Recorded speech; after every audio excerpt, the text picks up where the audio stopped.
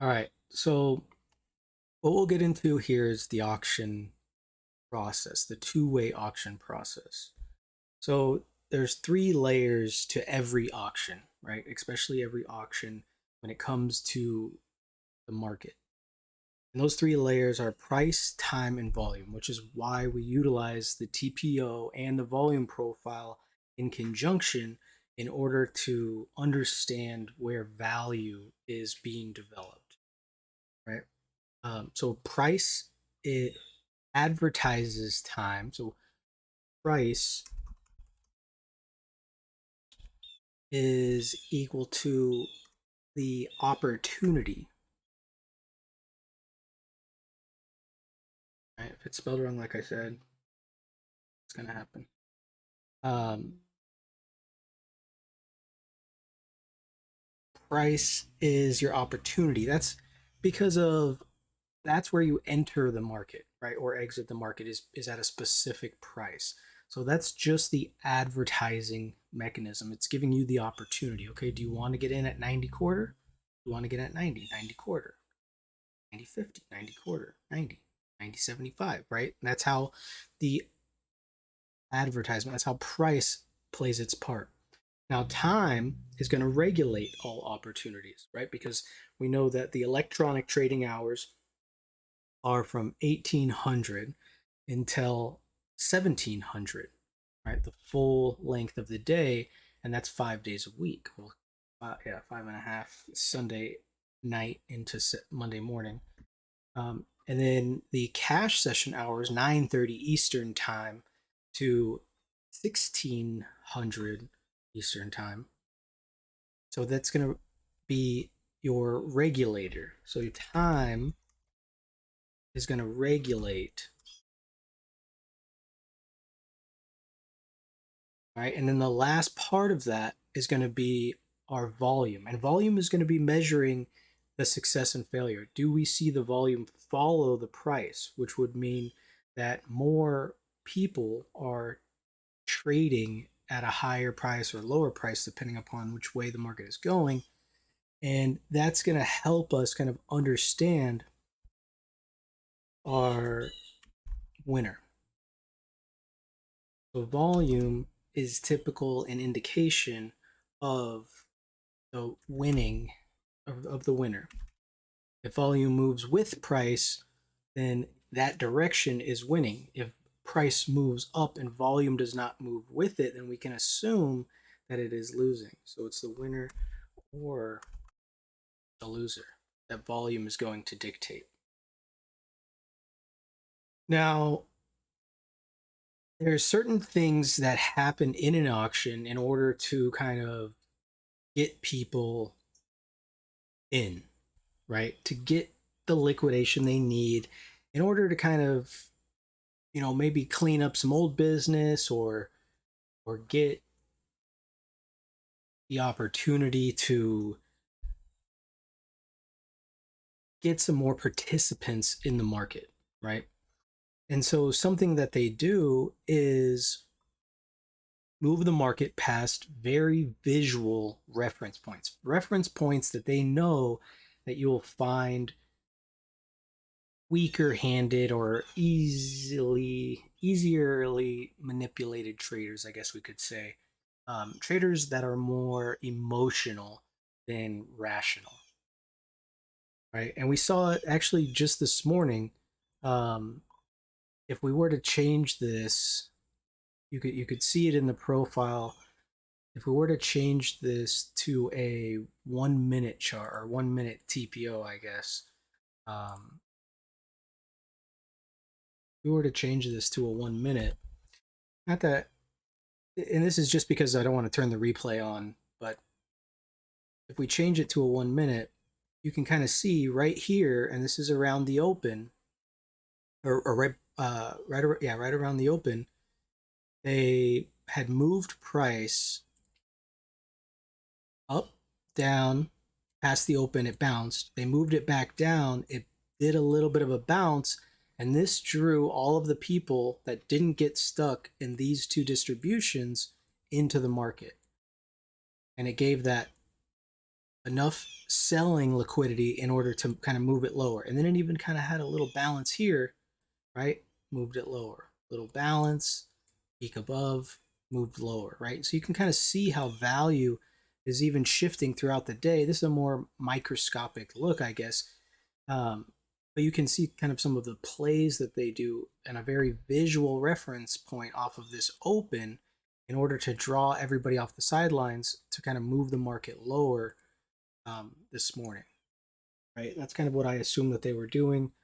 No way to know for sure, but that's definitely what it seemed like.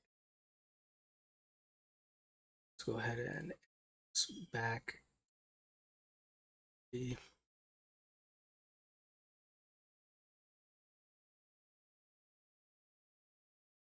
And so that's one thing that you've got to understand about the auction, right? When you get near a very visual reference point, you've got to remember that it's going to draw in a lot of people, right? A lot of people are going to be drawn in by fast price movement or price near a very visual reference point, right? And so a lot of times I've found that the entry is not as important as the position compared to value, right? So a lot of times you're better off waiting to get in a better position than you would be just kind of, you see price pop up, you think, oh, I'm going to miss this breakout, I need to get in, you get in, and now you're in, but you're not in at an ideal spot. And that's kind of the goal of market makers, right? They want to kind of draw you in and use you as liquidity. We've got to make sure that we want to stay trading value. We also want to understand how the auction, the two-way auction, forms a profile, right? And in the sense that we're looking at today, we can see, the profile here on the left, followed by the bars broken up on the right. And that just lets us, gives us kind of an easier visualization. And then this smooths out the distribution. So right now we've got a little bit of excess on the high. We're not really a huge fan of that excess on the high because it's only a few ticks above the Globex high. And we've got excess on the low coming from a weak spot yesterday, or from Friday's profile and the lower part of Friday's value. We do still have a weak point on the profile. That's here. We can just call it weak spot.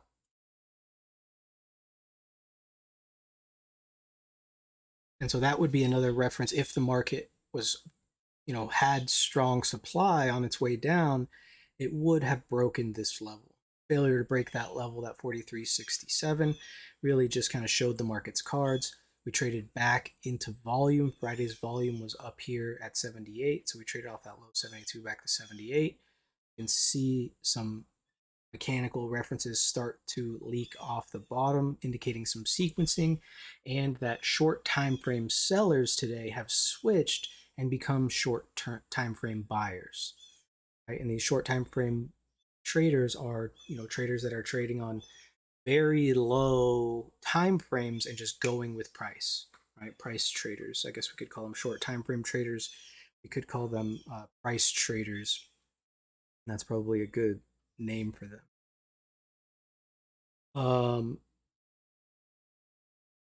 And so as the profile develops and as this auction is taking place, we can see the initial auction was to the upside, and then we get a down auction that, kind of moves lower, finds a little bit of balance, and now the auction has started to move in the opposite direction, right?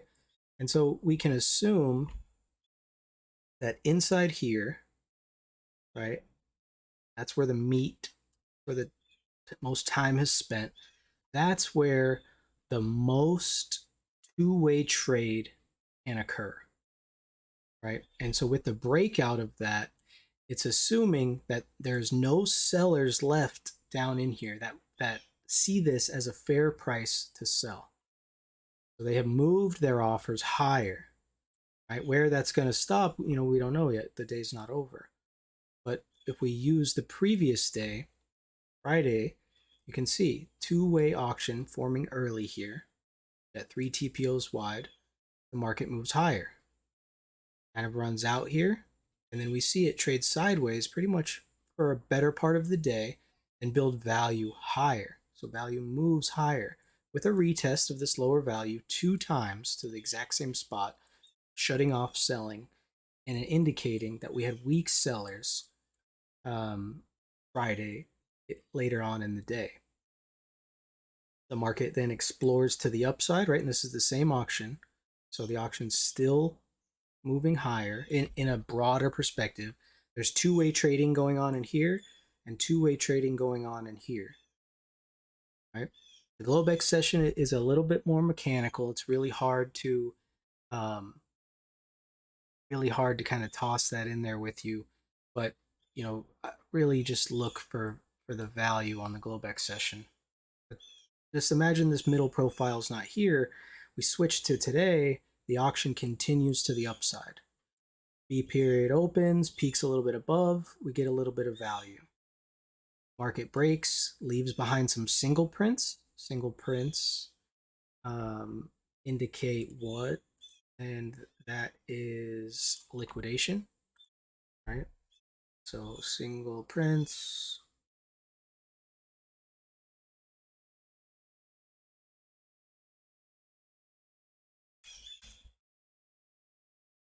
Right, might be spelled wrong. Liquidation. You guys get the point. Those single prints indicate a liquidation. So what can we assume that liquidation was from? Well, probably some profit taking from this previous value, right? If we assume there's a decent amount of people that got long on Friday really inside this range here, because that's where that pullback low is at, couldn't hold, and now we get up here towards this high and people started to liquidate, and now value is coming here, just kind of right on top of the previous day's value. We're seeing this auction continue to the upside, so it's pretty nice. Pretty nice day for us.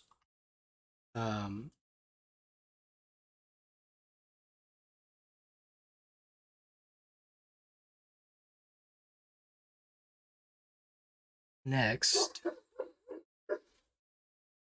and this is kind of a perfect example on when price traders are gonna get themselves in trouble, right?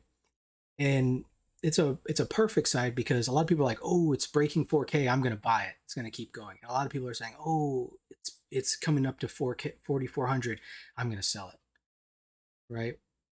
Well, what we know here is that we have a few weak references below and one weak reference above. And then we have the prior month's low up at 44.19. And we know that this 4,400 is a very psychological level for a lot of people. So there's going to be a lot of people getting into a new trade here, right? They're either getting long or getting short. Some of them are going to, as this thing pulls down a couple ticks, they're going to be like, I'm a winner. I'm nailing this. I'm a genius, all of those things. But they're not really paying attention to value. Yeah, a little bit of time, and maybe the people that are getting long, it just keeps going up. So they're kind of maybe an early adopter, but more or less they're kind of getting lucky, right? Early adopters are long here, right? The smarter money saw this mechanical reference here and started getting long, right, above the settle. And so what's going on here is all these new sellers and all these new buyers who are they doing business with? These guys, right? All these people that got long are now selling up here. Every new buyer that wants to buy, right? And by the looks of it, a lot of these sellers that are up here are old business, old money. So they're just taking care of kind of old business. If they take this high, then we might say, well, we must have a little bit of buying, and then we try to search for the buyer. Buyer would have to be somewhere below Friday's settle. But so far the auction is just kind of continuing, and you'll see it pause in these spots, and this is the reason it's pausing in a very mechanical place in order to kind of incite the experience, almost like, it's like, hey, you don't want to miss this. This is at 4,400 now, but it's going to 4,500 tomorrow, right? And it kind of draws everybody in. But we're paying attention to value. Value is moving higher, so we do like it, but just not right from the spot, right? Um, and that's one of the most important things to be able to distinguish is value, or the difference between price and value. Because right now, a lot of people that are trading smaller time frames are probably looking at a chart and it's just exponentially making higher highs, and they're like, this thing's never going to stop, I'm jumping in. But it's not necessarily the ideal entry.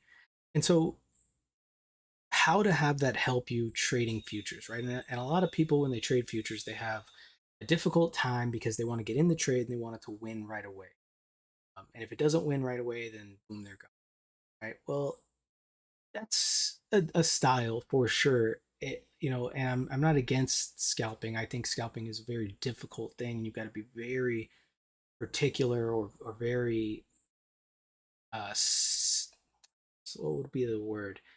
You need to be very stringent with your entries when you're going to be trading, looking for a point, 2 points, 3 points, something like that. But when you're trading value, right, you've got to give yourself a little bit more room. And if that requires you to kind of size down on your trades, well, then that's something that you've got to kind of look inward and maybe do, right? So we'll do a little bit of an example here. We have value. Let me use the box tool to make these lines nice and straight. But we have Friday's value, right? Friday's pullback low. You can see basically from 85 to 68 here. And then we have, I'm not going to count this as value. It's 2 TPOs wide, right? For me, like, I like to see, 3 TPOs or more, pretty much. So we'll start the box here. We'll go up to this mechanical reference. We got a volume nodule there as well. And you see it's up to like 44.30. Okay. And so everything inside here is imbalanced, right? Because the market moved down balanced. And as it moves up here, it's not in balance, right? But it came back down into the previous value. You got a chance to get long. And let's say you get long the previous day's settle, and you get long one MES contract, right? And one MES contract is one MES is equal to $5. Okay. And let's say you take two, right? So you're looking at $10, right? This is per point, $5 per point. Okay. Let's just say you take one, okay? And your stop loss is going to go back below this weak spot low. So we'll call it 67 quarter. So your entry is 82.75 and 67 quarter. So let's see on a calculator. We say 82.75 minus 62.25 is 20 points, right? 20 point stop loss. That's $100, right? 20 points on the MES is $100. So 20 point stop loss is equal to $100 bills. Okay. So where's your target? Well, probably the point of control. And as you size up, right? Let's say if you're just starting with one, as you size up, you give yourself the opportunity to kind of take profit at certain spots and maybe re-add, but it gets a little bit more sticky, and it's a different style. It's not as easy. When you're trading multiple lots, it's kind of like you start to see them win quick, and you're like, oh, let me just take these all off. But so typically you'll be targeting I like to target a previous settle that hasn't been touched, but point of control or any mechanical reference that kind of shows its face. So we're looking at 82.75 and we'll say 44.20. This will be our two levels. So we'll go 44.20 minus 43.82.75. That's 37.25 points times 5 is 186 bucks. So what's this? So we're at 37.25, and that's equal to 186.25. Okay. And so I know the ratio is not like a 2-to-1, not this amazing 2-to-1 trade that you're taking. But necessarily are you, is it gonna, you know, you got to think about, like, one, you got to look inward and look at your own risk to reward ratio. If your risk to reward ratio is always on every single trade over 2-to-1 or 3-to-1, well, good for you, and it should be. But be honest with yourself. Is it right? Um, do yourself a favor and be honest with yourself.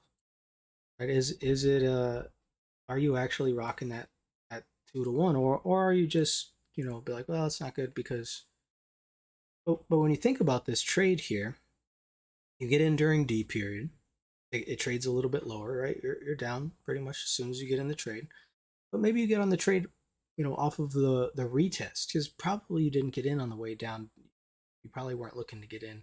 If anything, you're probably looking for it to test the value area low, and then when it didn't break that weak spot, you saw obviously an opportunity to exit the position. But for the example's sake, let's just say that's where you got in at. So the actual max amount of drawdown that you took on the trade would have been to 72, so it would have been 10 points. So it actually only would have been $50. And I actually kind of maybe did this wrong. 82 to 75, 82 to 67 is only 15 points. So this would be only $75. So it actually is pretty decent. There we go. So it actually works out to be a little bit better there, because you have 15 points. That's going to equal 75, right? We said 37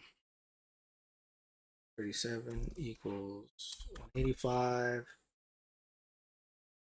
And then what's the ratio on that?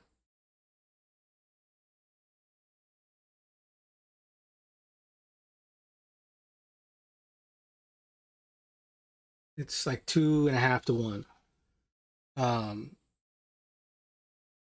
Right? 2.5 to 1. 2.4. If we're going 75 into 185. Am I doing it backwards? Yeah. Yeah, 75 into 185. Oh, not 37. Yeah, not 37. Yeah, so you're going 75 into 185. And so you're at about a 2.5 point risk to reward ratio there. And so that's a pretty decent trade there. And you're taking one lot, right? And maybe it hits today. Maybe it doesn't hit today. Maybe you got to hold it overnight and wait for it to go up tomorrow.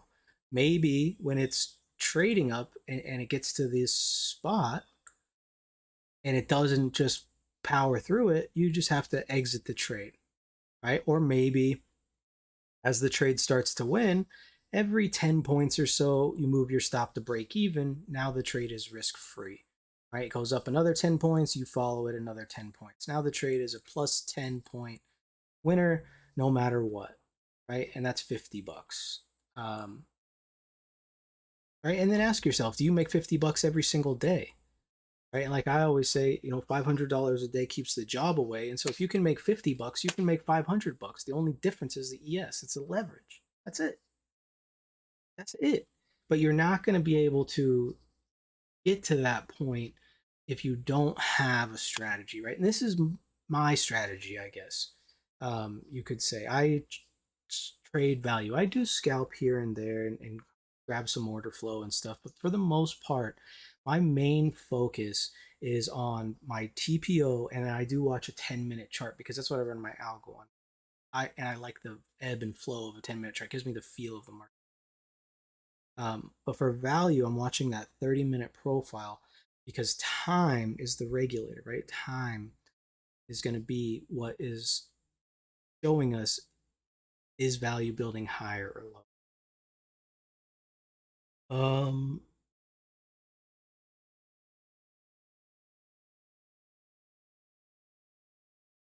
So the last part of this is more of a quiz, I guess, or a self reflection. I don't need answers, but I definitely want you to ask yourself some of these questions every single day while you're trading, right? And as the trade develops. Um, and one of them is, what would cause the POC, so the point of control, to change,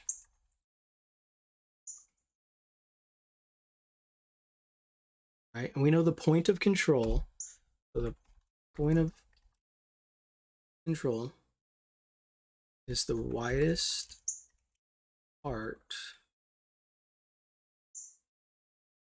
of the profile.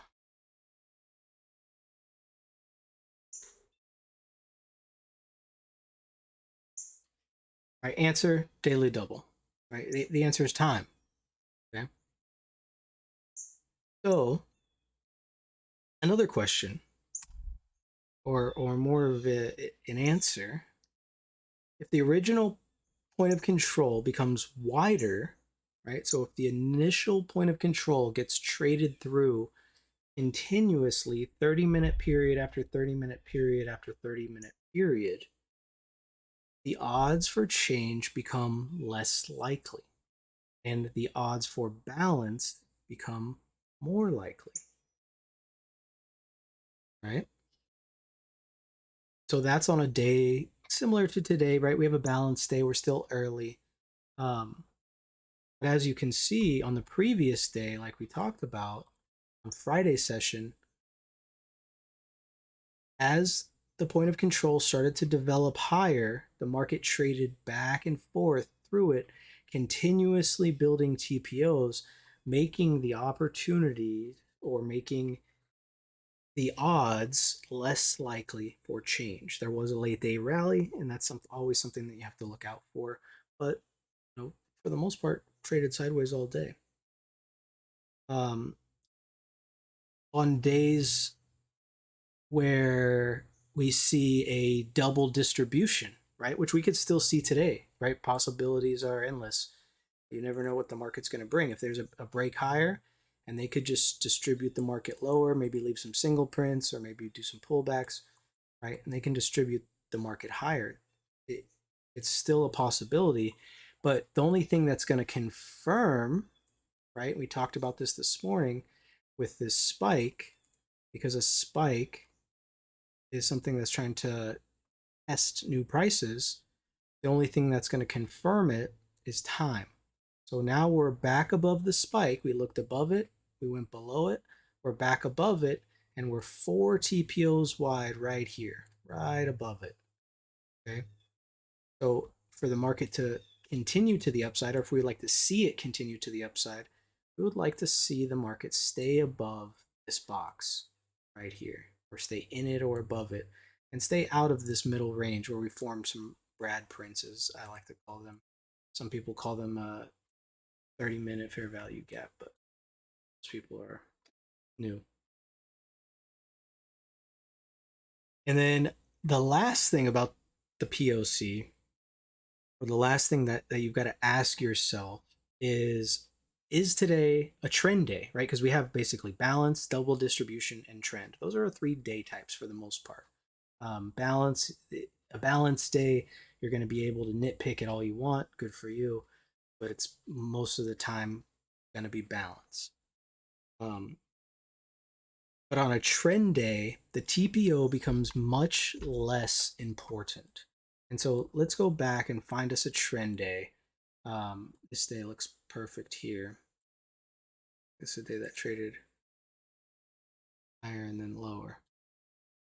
So we can see here, you get this break, right? The market kind of opened, looked lower, traded higher, and then kind of trended down.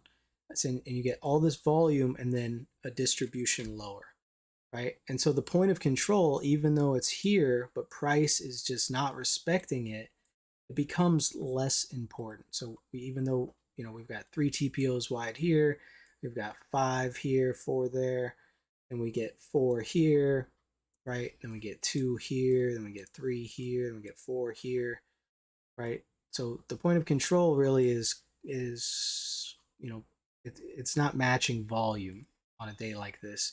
And so that those days where time and volume don't match up, the point of control becomes a little bit less important, right? Even further, having to make you rely upon following value.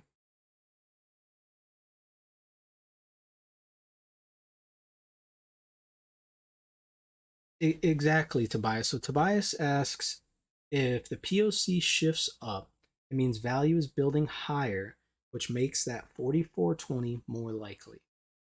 So in today's profile, yet like as of right now, the 4420 is the where the market's trying to go. Now, is the market going to get to that 4420? Who knows, right? I wish I could answer that question. Um, I think it's going to struggle a little bit here from like 9 to 12, but um, we'll kind of see what happens. But what can help us, right, is tracking that value. So we're 4 wide here, right? Our widest spots down here was at 6 and 5. So what's going to help us confirm that they're moving this thing higher above that spike is time, right? And that time may look like this, right? And volume on our volume profile. And I wish it was like more like, oh, this is when to buy. Oh, this is when to sell. But that's just not how it works. How it works is understanding where are the better odds of getting in a trade, and where is the trade more likely to go. I As you first start, it takes time to get into that rhythm of letting the trade come to you, as Jim Dalton would say, right? But over time and over seeing the profiles day in and day out and how they develop, you really get a grasp on what they're trying to do. One second.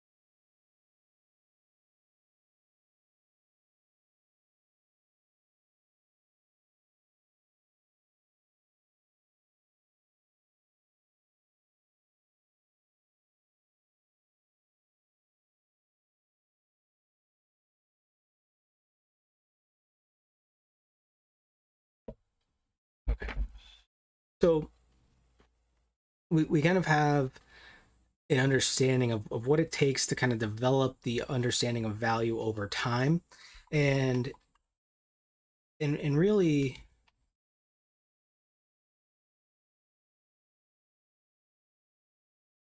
and really that's, you know, that's really your main focus. And without that as your main focus, and I truly mean this, without that as your main focus, you're going to struggle over time to be consistently profitable.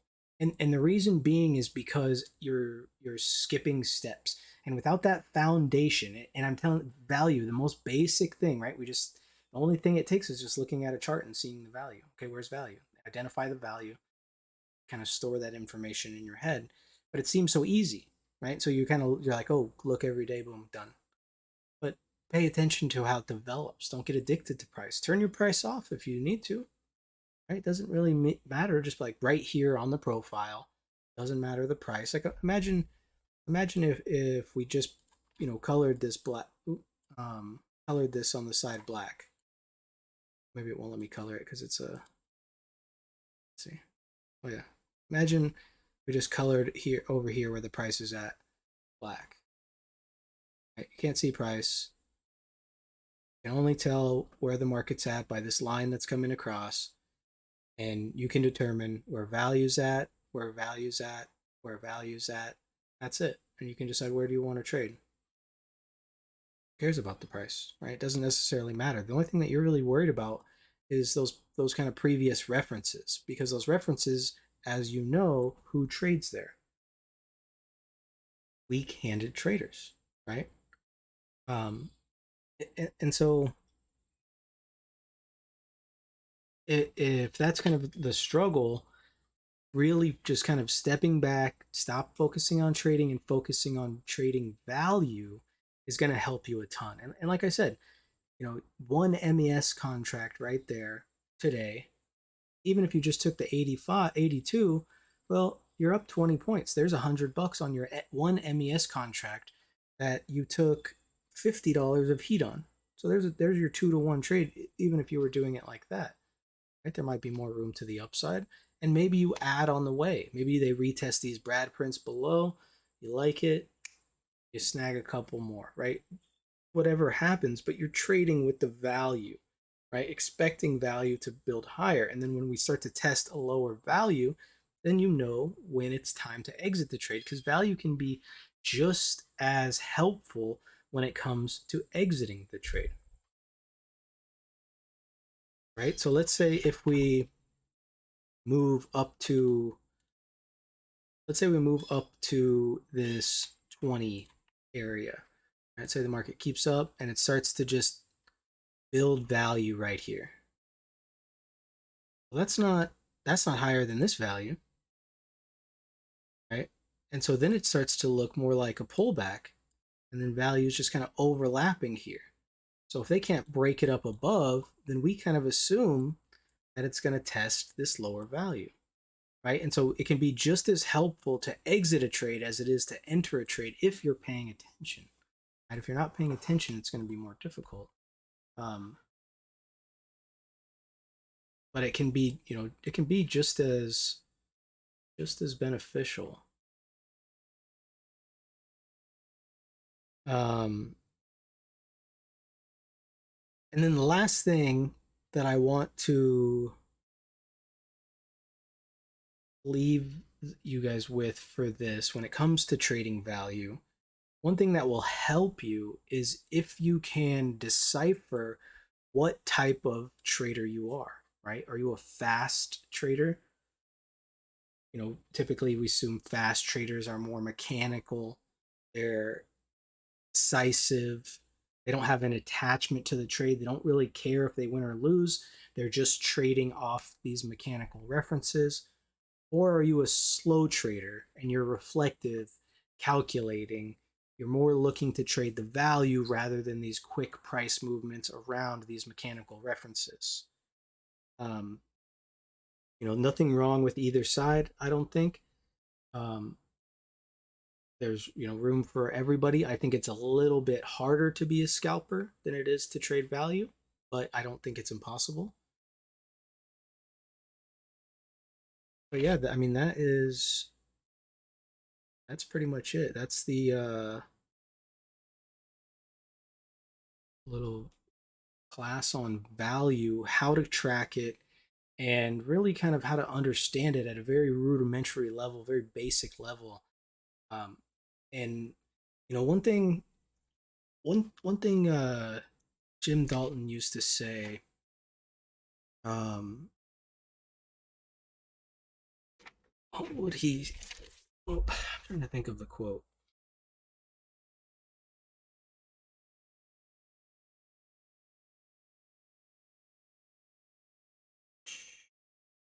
He would say you want to build layer after layer until you are unaware of the basics, because the basics become, the subconscious, the normal, right? The breathing of the body.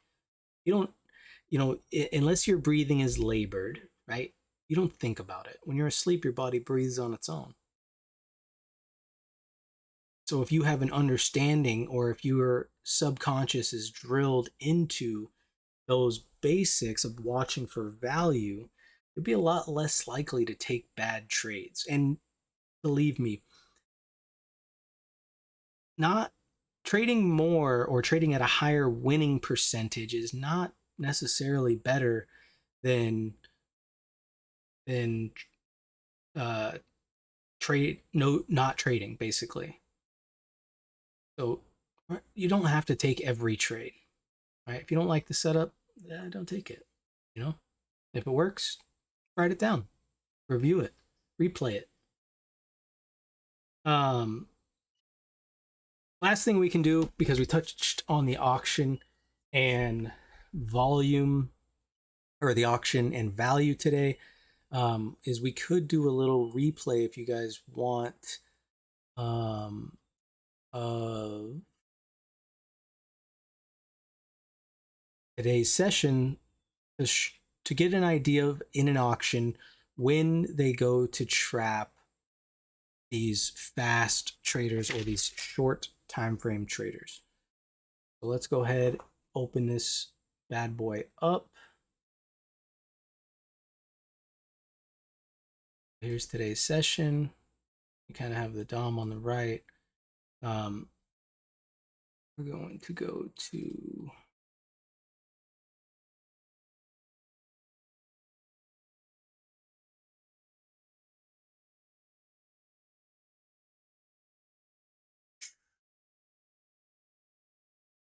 what's the date today? 8/21.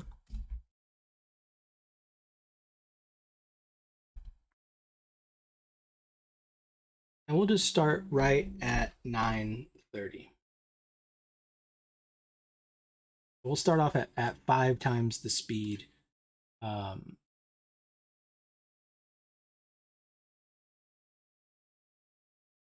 just to give us a little, so we're not going to fucking replay it.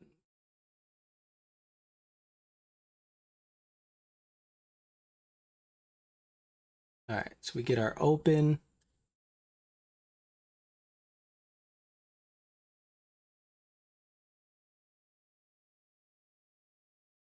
I'm just kind of struggling here.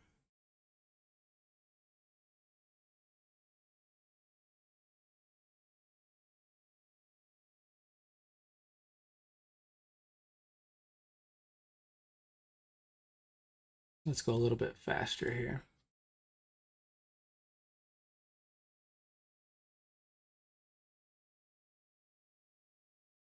So it makes a little bit of excess. Really, I just want to show what happens in B period.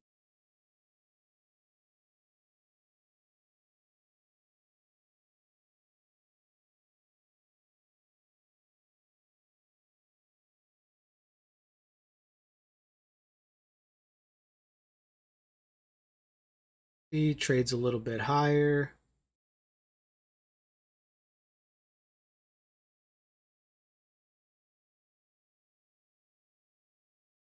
Another little bit of a liquidation. So there's your first indication, right, that buying's weak. That's your first indication of the day that buying's weak, because we see a point of control shift up and price got below it, indicating that buyers didn't step up on the top of that, push the market higher, especially past a very visual reference point.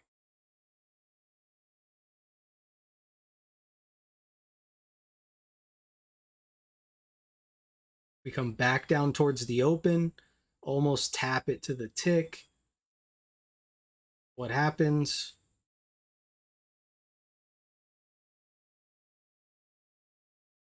Shorts start to cover, right? Shorts cover, pop back up, indication of weak selling. Buying steps up, market trades higher. B period opens up, and we're going to slow it down a little bit here. B period makes this kind of weak high look.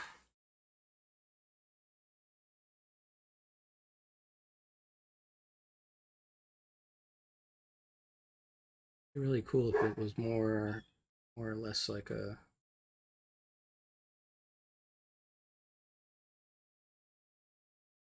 smoother. So you see B period make that excess above the Globex high, comes back down to the point of control into the weak spot of the profile. Right? This is an area where we talked about if mechanical buyers are going to buy, that's probably where they're going to be at. They weren't there, market traded right through them. Trades back down to the open. Now mechanical traders are like, it's going to bounce from here. It bounced from here last time, so they buy it. You get a bounce of a point or two, maybe three.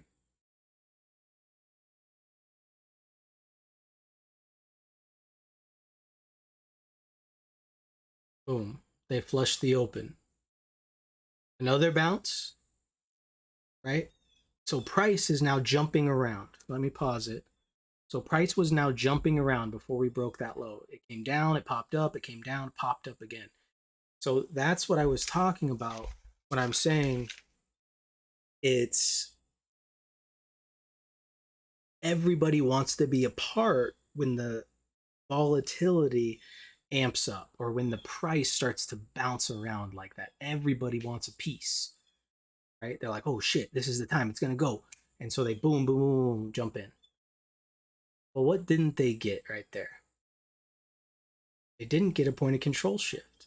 So not that many people want to buy it, right? Yeah, there's a lot of business getting done there, but not a lot of not any serious volume. Exactly. People are following price right there and they're jumping in long in a bad position. Go back to play. We can speed it up a little bit. We'll slow it back down when we get towards E, and then you get a liquidation of weak-handed traders. Now, one thing that you do have to give shorter time frame traders or scalpers, especially the good ones, are their ability to give up or get out of a bad trade, right? They realized they were long from the open. It's a bad location. They hit the exit, right? Hold the shoot, jumped out the door, right? Whatever it is, causes a liquidation.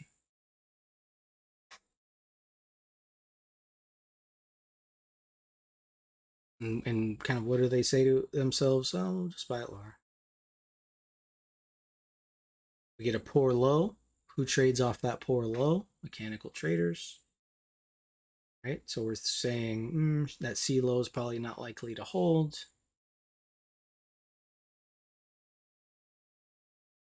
Remember that 82.75, basically right where that C low is at right there is the settle.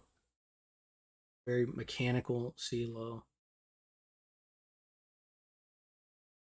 D period opens up, trades right to the C high, another very mechanical level. Where we have single prints above indicating that there were still some short time frame longs trapped above us. We get another liquidation off people buying off that poor low and off the settle. right? And remember, that's even the spot that we had said, let's say if we got long, it'll let us, um, I don't know if it'll let us get long. No. But, this is, oh, there we go. This is kind of the area where we were looking to get long. 80, we said 82.75. This thing got long, right? We had talked about where our stop was going to be below this E low. I won't let you click over there.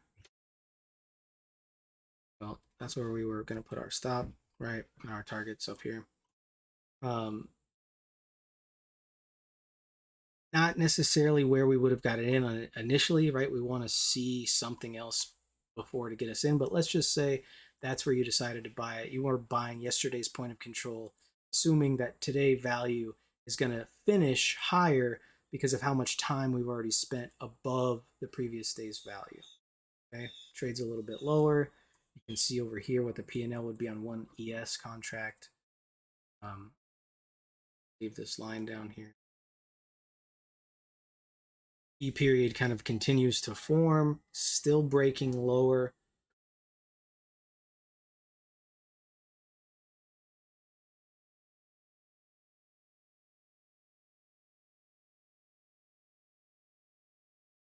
So F period opens up, doesn't take the E low, trades back into the D range, and now we have some sequencing off the top. We know that D high is weak, E high is weak, but we do have we have stuck longs up above those single prints, right? So one thing that we can kind of assume is that if volume doesn't come back down, which it didn't there, then we're probably going to return to volume to give sellers another opportunity to kind of reoffer that 86 level, which was a real kind of key level and the volume point of control from Friday. So F period breaks a mechanical high, indicating change in the market.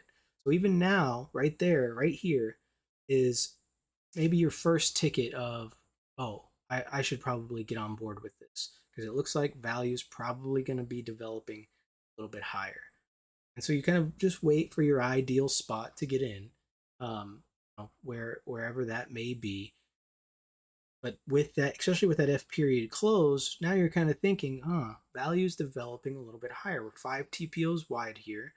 We're 6 TPOs wide on Friday, just below this area. So they're kind of continuing to buy the market a little bit higher than they were on Friday. So this would be kind of, your go with type scenario. Get that opportunity on that pullback of G to kind of trade in. And then you see, let's just speed this up to get to the end of the day, or to get to the current time of day.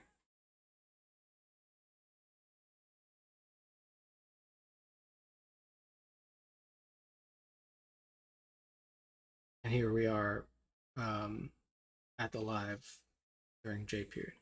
Okay. So you kind of see that game that they played in the auction around the open, around that B mechanical low. And then they did the same thing during C period, the same play to move it lower, right? And then boom, they ran into buyers. Simple value trade. And now you can see what your P&L would be on one ES contract. Max you were down was 500. Right now you're up 1,000, 2-1. It's one ES contract. Um,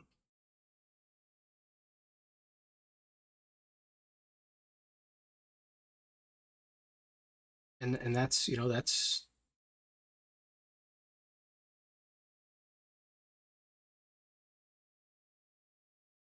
in my opinion how you should be leveraging every single day, right? A lot of people are like, well, I want to enter with 3 contracts right away. Well, think about the actual value of risk, and people are like, well, I only want to have a 3-point stop. It's like, okay, well, maybe that'll work, but maybe it won't. And it's only going to come from journaling your own trades and kind of looking inward and deciding on what type of trader you are, fast trader or slow trader.